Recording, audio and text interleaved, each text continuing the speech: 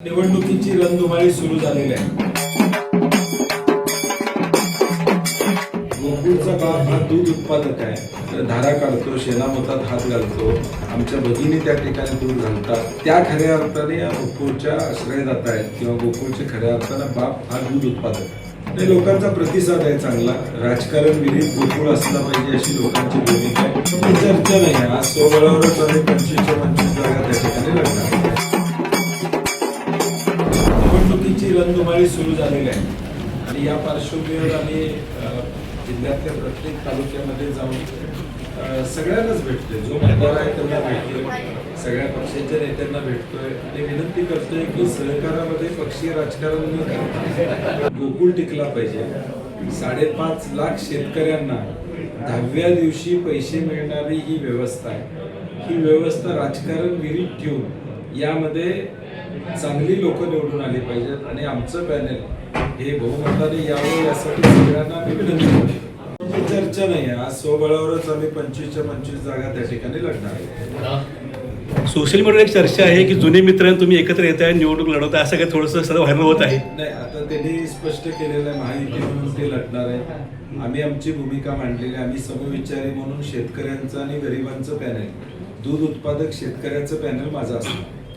गोकुळमध्ये बरेच खेपा गेल्या टायमाला जर चंद्रगड तालुक्याला डावलं गेल्या सगळं भाग झालेला आहे. ह्या खेपाला त्याबद्दल काय आपण देणार आहे चंद्रगड तालुक्याला? मागच्या वेळी चंदगडला आम्ही उमेदवारी दिली होती.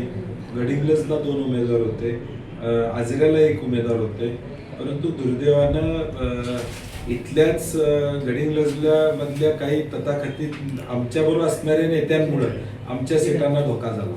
ते कोण आहेत तुम्हाला सुद्धा माहीत आहे की आणि ते आता काय करतात ते देखील माहीत आहे. आता ते पुन्हा मैदानात पुढच्या बाजूला असतील कदाचित, माहीत नाही. परंतु त्यांच्यामुळं खऱ्या अर्थानं या सीटांना धोका झाला.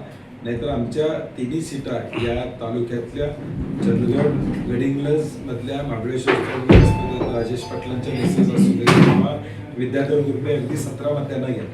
त्यामुळे या सगळ्या सीटा आमच्या आल्या असत्या. त्यामुळे उमेदवारी देताना चंदगडला झुकतं माप देण्याचं काम आम्ही मागे केलं होतं, आता देखील करणार.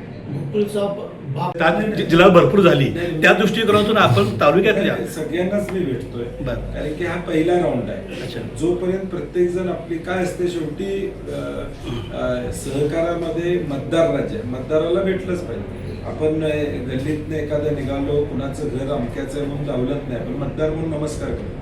तसं मी शिरोळमध्ये राजेंद्र पाटील यड्रावकरांना भेटलो, निंबाळकर भाजपचे त्यांना भेटलो, आमचे काँग्रेसचे सगळे आम्ही एकत्रितपणे त्या ठिकाणी भेटलो. काल सुद्धा आता आजऱ्यामध्ये मी सगळ्या पक्षाच्या लोकांना भेटलो. गडिंग्लजमध्ये देखील स्वातीताईंना भेटायचं काम केलं. प्रकाश पटाडे राष्ट्रवादीचे त्यांना मी भेटलो आणि प्रकाश चव्हाणांची भेट देखील माझी त्या ठिकाणी झाली.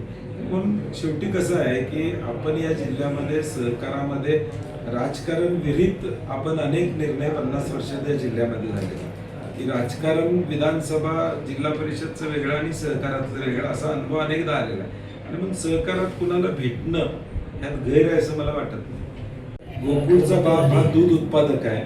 कोण एकटा माणूस गोकुळचा बाप असू शकत नाही. आता काय चाललंय की सगळं आम्हीच केलं असं काही लोकांना वाटते की सगळं आम्ही म्हणजेच पारडं एका बाजूला, आम्ही म्हणजेच असं होत नाही. शेवटी दूध उत्पादक मतदार आहे, तो या गोकुळचा बाप आहे. तो धारा काढतो, शेणामोतात हात घालतो. आमच्या भगिनी त्या ठिकाणी दूध घालतात, शेणामोतात हात घालतात. त्या खऱ्या अर्थाने या गोकुळच्या आश्रयदाता आहेत किंवा गोकुळचे खऱ्या अर्थाने बाप हा दूध उत्पादक आहे. महायुतीमध्ये पक्षांची साहेब सध्या भाऊगर्दी आहे आणि तिथं नाराजी निश्चितपणे होणारच.